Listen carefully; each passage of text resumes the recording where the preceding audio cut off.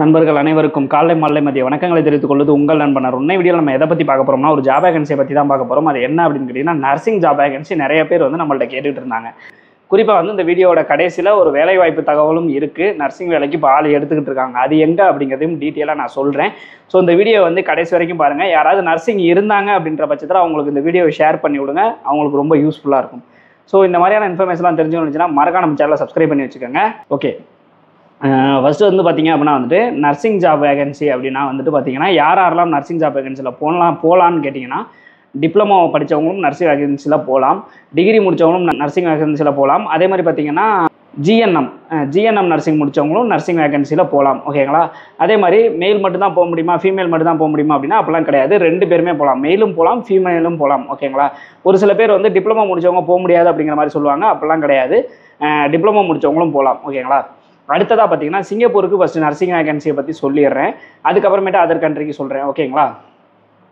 சிங்கப்பூரை பொறுத்த வரைக்கும் பார்த்தீங்கன்னா நர்சிங் வேகன்சிக்கு வந்து நீங்கள் போகணும் அப்படின்னா எஸ்என்பி எக்ஸாம் அப்படின்ற மாதிரி ஒரு எக்ஸாம் இருக்குது. அது எழுதணும்.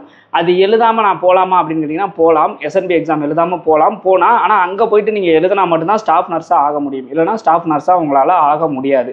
எஸ்என்பி அதே மாதிரி நீங்கள் இப்போ எஸ்என்பி எக்ஸாம் எழுதிட்டு போனீங்கன்னா உங்களுக்கு சம்பளம் ரொம்ப அதிகமாக கிடைக்கும். கிட்டத்தட்ட 1.5 லட்சத்துக்கு மேலே கிடைக்கும்.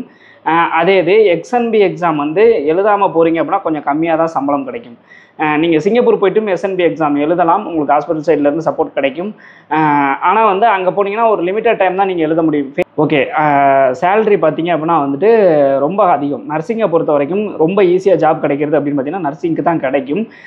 ஆனால் இப்போ ரீசெண்டாக பார்த்தீங்கன்னா, அதாவது நான் அந்த வீடியோ எடுத்துகிட்டு இருக்கிறது 2025 ஏப்ரல் மாதம் எடுத்துக்கிட்டு இருக்கேன். இப்போ ரீசெண்டாக பார்த்தீங்கன்னா சிங்கப்பூருக்கு வந்துட்டு இன்டர்வியூ வச்சு ரொம்ப நாள் ஆச்சு. கிட்டத்தட்ட 1 வருஷத்துக்கு மேலே ஆகுது. கிட்டத்தட்ட 1 வருஷத்துக்கு மேலே ஆயிடுச்சு.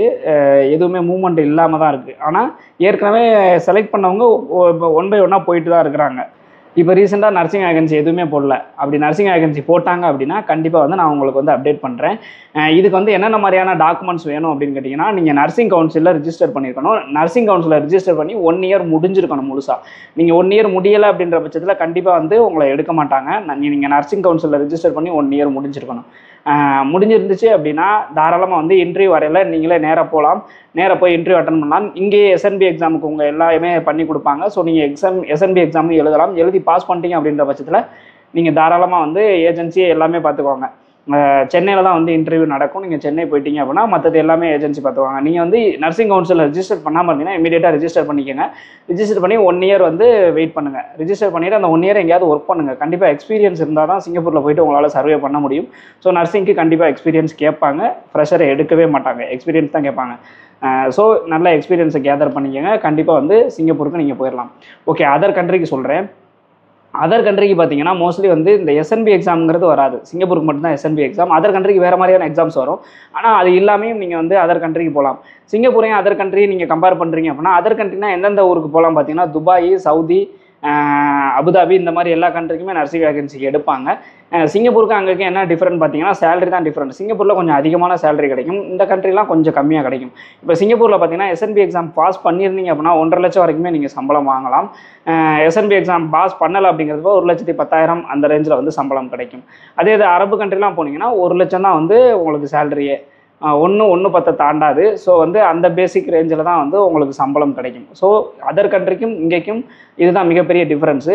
அதே மாதிரி நீங்கள் அதர் கண்ட்ரி போகணும் அப்படின்னாலுமே கண்டிப்பாக வந்துட்டு பார்த்தீங்கன்னா நர்சிங் கவுன்சிலில் ரிஜிஸ்டர் பண்ணி 1 இயர் முடிஞ்சிருக்கணும். முடிஞ்சால் தான் வந்து உங்களால் வந்து அதர் கண்ட்ரிக்குமே போக முடியும். ஓகேங்களா? ஸோ வெளிநாட்டுக்கு நர்ஸ் வேலை அப்படின்னா இதுதான். அதே மாதிரி பார்த்தீங்கன்னா இப்போ நான் வந்து உங்களுக்கு டீட்டெயில்ஸ் சொல்கிறேன்னு சொல்லியிருந்தேன் பார்த்தீங்களா, என்னென்ன வேலைவாய்ப்பு இப்போ ரீசெண்டாக வந்திருக்குன்ற சொல்கிறேன்னு சொல்லியிருந்தேன்ல. சிங்கப்பூரில் பார்த்து நர்சிங் வேலைவாய்ப்பு வந்தாலுமே கண்டிப்பாக நம்ம வீடியோ போடுவோம். அந்த வீடியோ உங்களுக்கு வரணும் அப்படின்னு நினச்சிங்கன்னா இமீடியட்டாக நம்ம சேனலை வந்து சப்ஸ்கிரைப் பண்ணி வச்சுக்கோங்க. இப்போ பார்த்தீங்கன்னா எந்த நாட்டுக்கு நர்சிங் வேலைவாய்ப்பு வந்திருக்கு அப்படின்னு கேட்டிங்கன்னா துபாய், சவுதி, அபுதாபி இந்த 3 கண்ட்ரிக்குமே வந்துட்டு வேலைவாய்ப்பு வந்திருக்கு. இது பார்த்தீங்கன்னா பர்மிட் வந்து 2 இயர் பர்மிட்டு. ஆன்லைன்லேயும் இன்டர்வியூ நடக்கும், நேர்லேயும் இன்டர்வியூ நடக்கும். ஓகேங்களா? அடுத்ததாக பார்த்தீங்கன்னா குவாலிஃபிகேஷன் பார்த்தீங்கன்னா டிப்ளமோ நர்சிங்கும் ட்ரை பண்ணலாம், பிஎஸ்சி நர்சிங் ட்ரை பண்ணலாம், ஜிஎன்எம் நர்சிங்கும் ட்ரை பண்ணலாம். ஓகேங்களா? எக்ஸ்பீரியன்ஸ் பார்த்தீங்கன்னா மினிமம் கண்டிப்பாக 1 இயர் இருக்கணும். கண்டிப்பாக நர்சிங் கவுன்சிலில் ரிஜிஸ்டர் பண்ணி 1 இயர் ஆயிருக்கணும். ஓகேங்களா?